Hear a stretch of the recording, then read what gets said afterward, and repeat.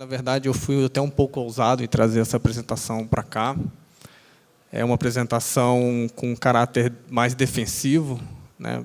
Tipicamente, as apresentações da H2HC têm um caráter mais ofensivo, mas a ideia é expor um trabalho que eu tenho realizado nos últimos meses e aí colher feedback. Bom, antes de mais nada, deixa eu me apresentar. Meu nome é Breno. Eu tive trabalhando nos últimos anos com segurança defensiva. Fui mantenedor do modo security durante alguns anos. Desenvolvi um IDS chamado Suricata também, alguns anos atrás. Venho desenvolvendo tecnologias e algoritmos com caráter mais de defesa. Recentemente, eu me juntei à Samsung, no Instituto de Pesquisa da Samsung. Nós temos um grupo de research em segurança e a gente desenvolveu, eu e o meu time, nós desenvolvemos uma tecnologia de defesa para Android que a gente espera que nas próximas versões dos celulares Samsung já venham com essa feature. Antes de falar da tecnologia em si, que nós chamamos de defects, eu vou expor o problema para vocês, que é basicamente kernel exploitation, por que ele é tão grave no ecossistema Android. Né? O ecossistema Android ele tem algumas características ruins, que tornam esse problema talvez até mais grave do que em outros ecossistemas. Vamos ter duas demos bem rápidas, uma basicamente para demonstrar kernel exploitation com e sem o defects no celular.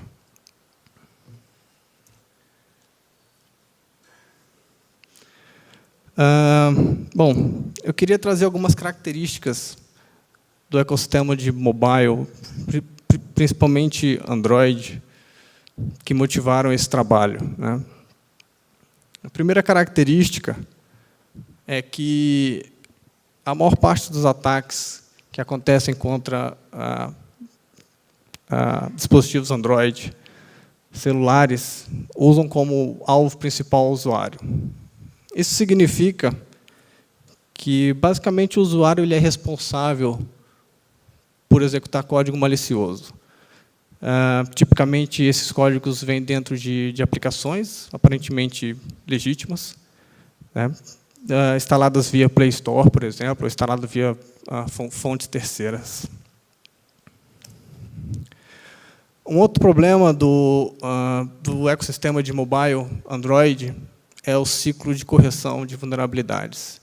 Como existem várias empresas envolvidas no projeto Android e os fabricantes de devices, as operadoras, o ciclo de desenvolvimento de correção, de correções de vulnerabilidade, é um ciclo extremamente longo e, geralmente, alguns tipos de correções dificilmente chegam ao usuário. É muito comum o ecossistema Android estar fragmentado. Acho que, provavelmente, aqui nessa sala, poucos de vocês devem estar rodando a última versão do Android.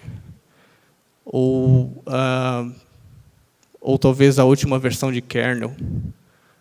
Talvez poucos de vocês aqui tenham recompilado o kernel para o Android, tenham corrigido a vulnerabilidade do Futex. Essas características, o ciclo de correção de vulnerabilidade ser extremamente longo, a fragmentação de Android, torna esse tipo de problema de vulnerabilidade em kernel extremamente grave, porque a janela de exposição é extremamente grande. E aí, obviamente, não era de se espantar que a quantidade de malwares para Android crescesse muito. O Android tem algumas coisas boas, principalmente herdada do kernel do Linux, né? algumas features de segurança interessantes, como, por exemplo, proteções contra leak de endereço de kernel, Header Space Layout Randomization para espaço de usuário, enfim, flag de não execução. Na parte de processo, ele tem uma coisa bem legal, que é os processos trabalham com privilégio mínimo, eles são virtualmente isolados, né, numa sandbox. As últimas versões de Android estão vindo com SLinux parcialmente habilitado. Então, tem algumas coisas interessantes de segurança. O file system, a gente pode dividir ele basicamente em duas partes. Você tem o root.fs, que é um file system read-only, onde o header é root. Bom, você tem kernel ali dentro, você tem algumas bibliotecas, etc. Você tem o user.data.fs, que é uma parte do file system, onde, quando você instala as aplicações, os objetos dessas aplicações, no primeiro momento, eles são colocados ali. Essa é uma parte importante para se entender o DFX, porque quando eu falei lá atrás que os usuários são os principais alvos, né, que eles acabam executando códigos maliciosos, tipicamente, esses objetos, os dados, os arquivos dessas aplicações, num primeiro momento, eles são colocados aqui dentro. Essas funcionalidades são interessantes, mas basicamente não defendem, não tem nenhum impacto realmente significativo contra kernel exploitation. Então, se a gente for pensar como um atacante, ou com pesquisadores que gostam de trabalhar com segurança ofensiva, né, eu diria que uma boa estratégia seria carregar códigos que exploram vulnerabilidade em kernel dentro desses códigos maliciosos. Isso é um dado de uma pesquisa recente da I3S Security and Privacy, onde fizeram uma análise de alguns samples de códigos maliciosos em aplicações e descobriram que quase 40% dessas aplicações estavam carregando esse tipo de exploit. Isso é, de fato, uma coisa que precisa ser explorada do ponto de vista de defesa por alguns motivos, né? O kernel, a gente sabe que é um software extremamente complexo, cheio de vulnerabilidades. O kernel desses Androids não tem nenhum tipo de funcionalidade que busca prevenir esse tipo de ataque. E, obviamente, quando você explora uma vulnerabilidade em kernel, o objetivo principal é ganhar root. E aí você consegue, obviamente, fazer bypass de quase todas as proteções do Android ou desabilitá-las.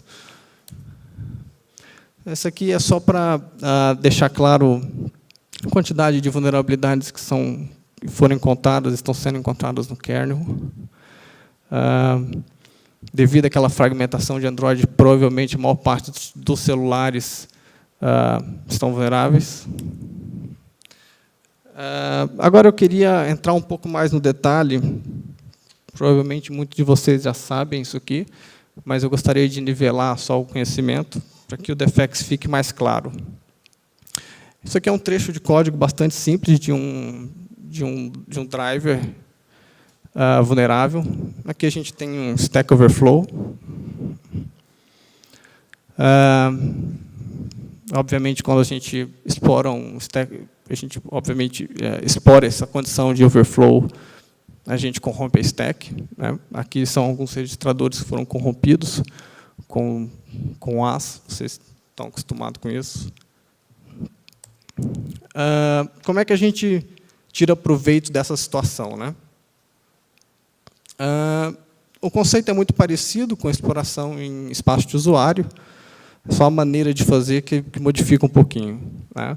Mas, basicamente, o que eu tenho que fazer aqui é pegar o endereço da minha função getRoot, que está, enfim, ali em cima, que está dentro da área de código do meu exploit, né? E fazer com que o driver execute isso, né? Passando esse endereço para algum registrador de uso específico, como, por exemplo, o LR ou o PC. E qual que é o objetivo principal?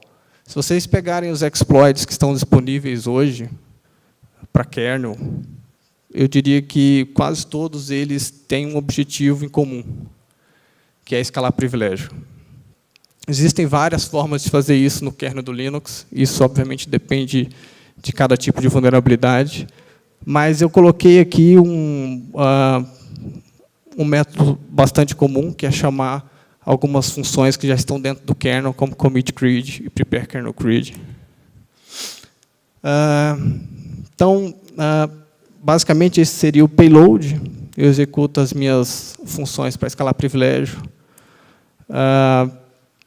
Preciso restaurar os dados da stack que eu corrompi. E preciso limpar e retornar de maneira limpa para a espaço de usuário. Então, rapidamente, deixa eu só mostrar para vocês o resultado disso. Esse aqui é um emulador, né? Eu tenho o root nesse emulador, mas eu vou carregar um...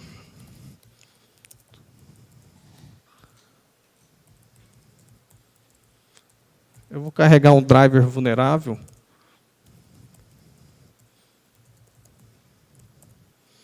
Carreguei um driver vulnerável, ele está carregado. Ele cria um driver de caractere no /dev, que tem aquela função write vulnerável. Então, o que eu vou fazer agora, eu vou sair de root.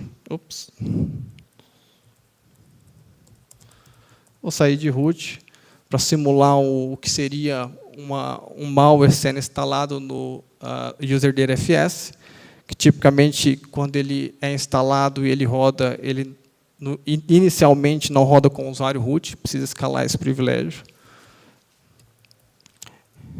E aí, quando se executa o exploit, se consegue escalar privilégio, consegue root. Então, é basicamente assim que funciona um exploit.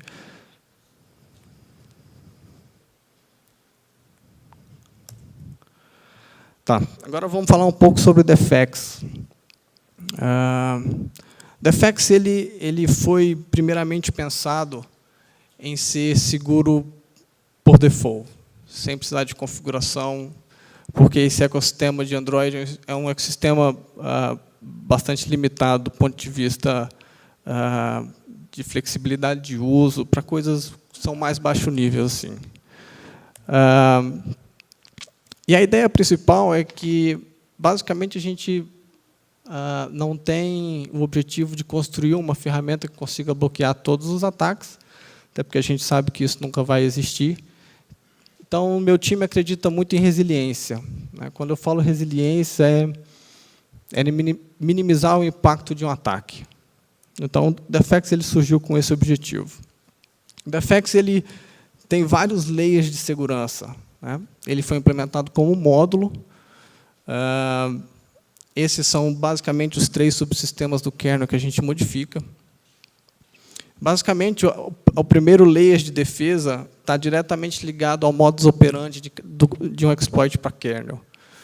Basicamente, o Defects ele monitora todos os processos que são criados dentro do kernel. Ele guarda as credenciais originais numa região específica da heap do kernel. E aí, para cada interação que esse processo faz com o sistema operacional, essas credenciais são validadas. Se esse processo ele nasceu vindo do barradeira ou do binário app process, que é o responsável por fazer o spawn dos processos de aplicações do Android, se esse processo ele nasceu de um binário vindo dessa região e alterou as suas credenciais, esse processo é morto antes que ele consiga executar uma ação privilegiada. Então, mesmo que o exploit tenha sucesso em mudar a sua credencial, no final das contas, ele não vai conseguir fazer nenhum tipo de interação com o sistema operacional. O segundo layer de defesa foi pensando num possível bypass do primeiro. Digamos que o atacante, de alguma forma, fez o bypass do Defects, daquele primeiro layer, conseguiu escalar privilégio e, de fato, executar alguma coisa. O segundo layer de defesa faz com que nenhum código com acesso privilegiado nenhum comando, nenhuma interação possa ser feita com o rootfs. Isso ajuda, obviamente, a manter a integridade do sistema. Então, digamos que você instalou uma ferramenta, sei lá, uma lanterna. Dentro dessa lanterna vem um exploit para kernel, e você conseguiu, e o atacante conseguiu fazer a escalação de privilégio para root e, por exemplo, executar um system, fazer algum tipo de chamada de sistema dentro do kernel. Ele não vai conseguir fazer nenhum tipo de interação com o rootfs, e dentro do próprio barradeira, ele não vai conseguir interagir com nenhum tipo de objeto que não seja o owner root. Isso significa que eu consigo proteger também, mesmo o processo sendo root, eu consigo proteger os objetos, os arquivos dos usuários. Então, esse segundo layer foi pensando na integridade do sistema, na integridade do dado do usuário, mesmo que o ataque tenha sido bem sucedido. Um terceiro nível de defesa, pensando na possibilidade desse atacante ter feito um bypass da segunda funcionalidade também, foi não permitir que esse atacante remonte o file system com permissões de escrita, a não ser o processo init, né, que é o processo que faz sentido fazer esse tipo de operação. Qual que é o objetivo disso? O objetivo disso é dificultar que o atacante persista modificações no Android. Ou seja, que ele modifique o teu kernel, que ele modifique as suas bibliotecas, que ele coloque um binário malicioso, etc. Bom, pensando na possibilidade dele ter feito bypass também dessa outra funcionalidade, nós adicionamos algumas outras características interessantes. Por exemplo, esse binário que escalou o privilégio e que tem origem do binário process e do barradeira, ele não consegue, por exemplo, subir um módulo, carregar um módulo. Ele não vai conseguir fazer algumas chamadas de sistemas que são interessantes, como setID, ou seja, escalar privilégio de forma legítima, seja horizontal ou vertical. Não conseguiria usar ptrace para tentar injetar algum código dentro da memória de um processo, por exemplo. E algumas outras funcionalidades que nós adicionamos, como, por exemplo, algumas chamadas de sistemas também não são permitidas, como chmod, chalm, etc. Qualquer interação nesse sentido, qualquer violação de todos esses leis de defesa, o processo é morto, não consegue executar de maneira... não consegue executar com sucesso essas alterações. Então, deixa eu carregar na mesma VM rapidamente. Eu vou carregar o defects.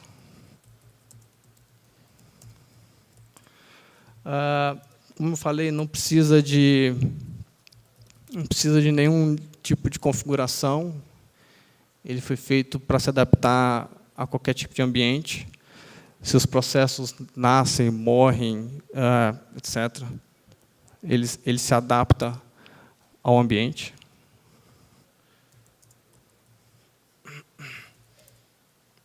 Bom, aqui eu voltei para o meu usuário shell, também simulando um processo, talvez um malware ou um processo malicioso que tenha sido instalado no primeiro momento pelo usuário. E quando eu executo o exploit, veja que o exploit foi morto. E aqui a gente tem uma mensagem que ele detectou uma escalação de privilégio. Então, o atacante não consegue mais executar esse código com sucesso. Bom, falando um pouquinho sobre o bypass do defects. Talvez esse assunto interesse a vocês, por ser uma conferência com esse teor ofensivo. Nós pensamos em algumas possibilidades de bypass. A primeira delas seria tentar manipular os dados do defects na heap do kernel.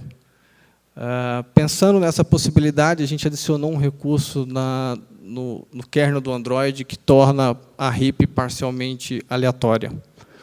Então, a cada boot, ou a cada vez que se carrega o módulo do Defex, essa região ela está numa região, enfim, ela é pseudo-aleatória. Dificultaria ter o controle sobre essa região.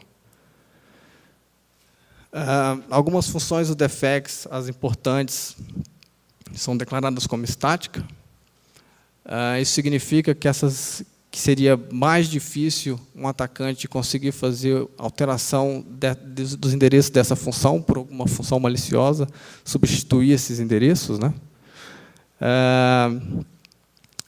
E a gente também não permite que esse processo que tem escalado privilégio possa carregar um módulo ou remover um módulo.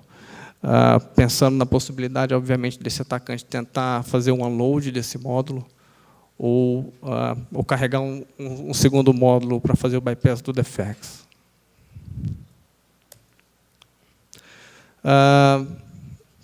Como vocês sabem, mobile, celulares são extremamente sensíveis à performance. Nós, dentro da Samsung, a gente tem que trabalhar de forma muito agressiva com isso, para que qualquer solução seja realmente viável. Essa solução do Defex, ela basicamente não impacta na performance do celular, né, tanto em CPU quanto em memória.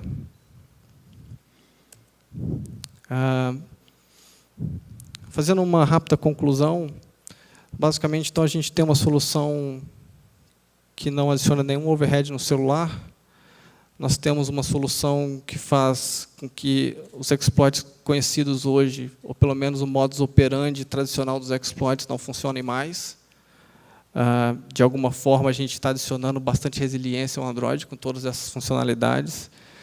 E para quem desenvolve exploit, acho que vai ter que quebrar talvez um pouco a cabeça.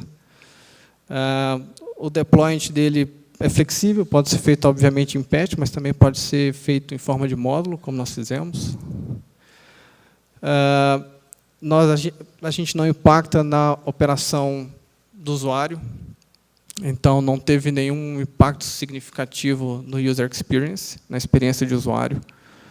E ele é seguro by default. Não precisa de nenhum tipo de configuração, é simplesmente carregar um módulo e ele vai se adaptando ao sistema.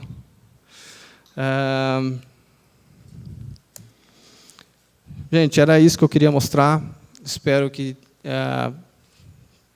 tenha sido interessante. E eu, particularmente, gostaria de escutar feedback. Acho que essa conferência é a conferência onde tem o maior número de hackers que eu conheço. E eu gostaria muito, se fosse possível, de escutar algum feedback, possibilidades de bypass, experiências de vocês com kernel exploitation, para que, enfim, eu consiga melhorar mais essa solução. Muito obrigado.